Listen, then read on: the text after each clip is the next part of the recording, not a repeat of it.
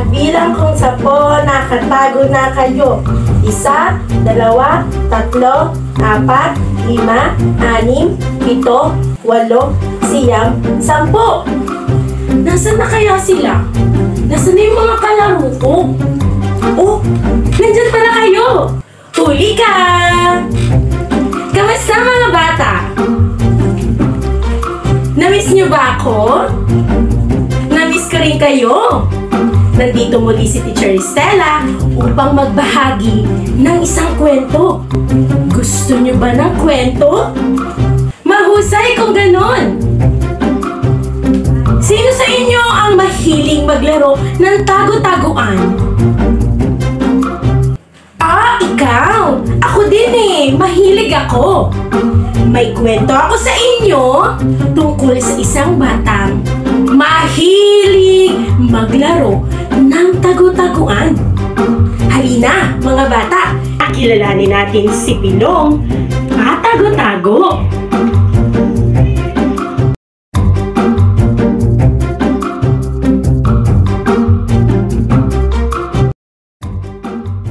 Pilo? Pilo? Saan ka ba nagtatago? Pilo? Pilo? Pumasok ka na sa bahay. Maligo ka na, anak. Kanina ka pang naglalaro sa labas.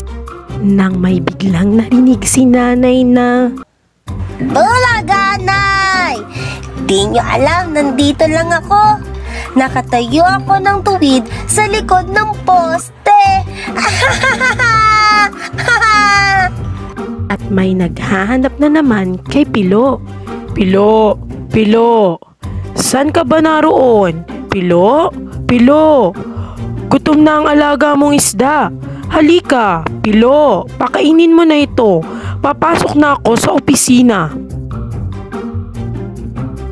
Nang biglang may narinig si tatay na, "Bulaga, Tay! Di nyo ako nakita, no? Nandito lang po ako sa tuktok ng aparador." at may naghahanap na naman kay Pilo. Pilo, Pilo, saan ka na naman nagsuot? Pilo, Pilo, lumabas ka na. Malamig na ang tanghalian mo. Kanina pa tong nakahain sa mesa. Nang biglang may narinig si ating Bebeng na, "Bulaga, Ate Bebeng! Di mo ako nakita, no? Narito lang ako sa loob ng tambak na labada." at may naghahanap na naman kay Pilo. Pilo, Pilo, nasan ka ba talaga? Pilo, Pilo, kailangan na nating umalis. Nariyan na ang tricycle sa baba. Sige ka, mahuhuli na naman tayo sa eskwela. Biglang may narinig si Kuya Ray na, "Bulaga, Kuya Ray! Di mo ako nakita, no? Nandito lang ako sa gilid ng kama." Dumating na si Pilo galing sa school at may naghahanap na naman kay Pilo. "Pilo? Pilo! Aalis na tayo, anak. Pilo! Pilo! Bibili tayo ng pantalon mo."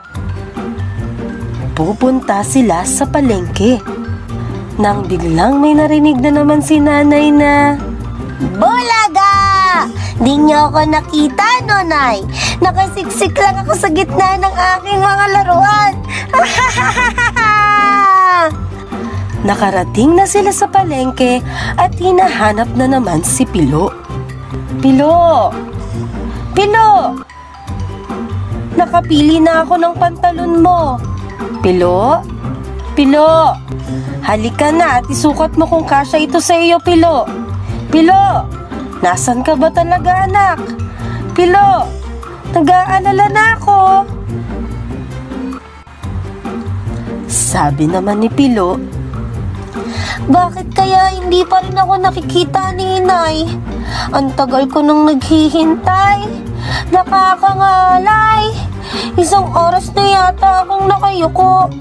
Sige na nga, lalabas na ako." Hinahanap niya ng hinahanap ang kanyang inay. Inay! Inay! Inay!